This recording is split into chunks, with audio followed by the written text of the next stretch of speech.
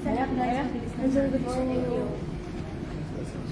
yung kahapon lang po, development, may resolution ng minority members, the Senator Soto, urging you to surrender to authorities and avail of judicial remedies. Anong reaction? Actually, hindi ko pa nakikita yung resolution na yun, hindi ko pa nabasa. Pero kung ang meat niyan ay pag-surrender, mag-iusap rin ako sa kanya na huwag masyado kayong atat-atat na makulong ako. Hintayin lang ninyo, pagbigyan lang niyo ako ng chance na i-avail yung remaining legal remedies na pwede kong i-avail. So, huwag mo sila atat-atat. Anong nararamdaman niyo na kapwa niyo, Senador, ina-urge kayo na surrender? Ganun ba? Kaya kasama natin yan. Matagal kami kasama ng Senado. Ganun na lang tayo na parang umalis ka dito. Hindi ka na, hindi ka na kailangan surrender ka. Ang ganun, di ba? Lalo na kung kasama niyo sa isa pa sa auto, si Senator Lacson. Yes. Lalo na nakasama si Senator Ping Lacson. Hindi ko na-imagine bakit ginaganon niya ako. Malungkot ako, nasasaktan ako. Kasi siya ay dati ng boss.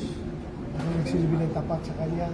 Lahat ng inuutos niya sa akin, ginagawa ko nung kami ay nasa Presidential Anti-Organized Crime Task Force pa noon. Malungkot lang ako. Dahil yung dating boss ko ay nag-advise sa akin na gano'n. Sir, sabi ka ni NBI Chief Matibag, you were evading arrest.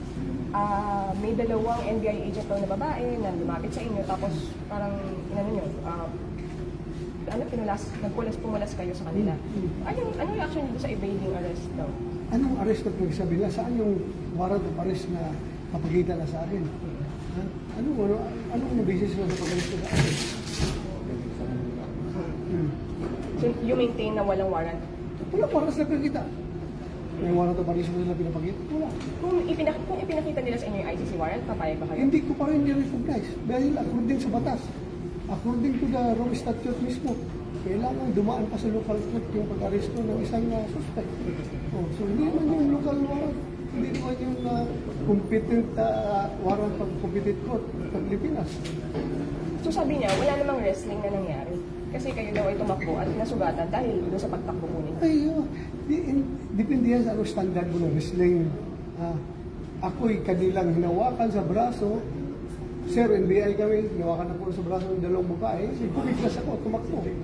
Paakyat sa hagdan. So yan sa akin, wrestle. Nag-wrestle ako. Kailangan ko pa bang i-smackdown, i-body slam ko yung babae sa sahig para mag-qualify as wrestling. Hindi naman. Yung paghawak lang, pumiglas ako, that's the reason for me. That's sila kapag.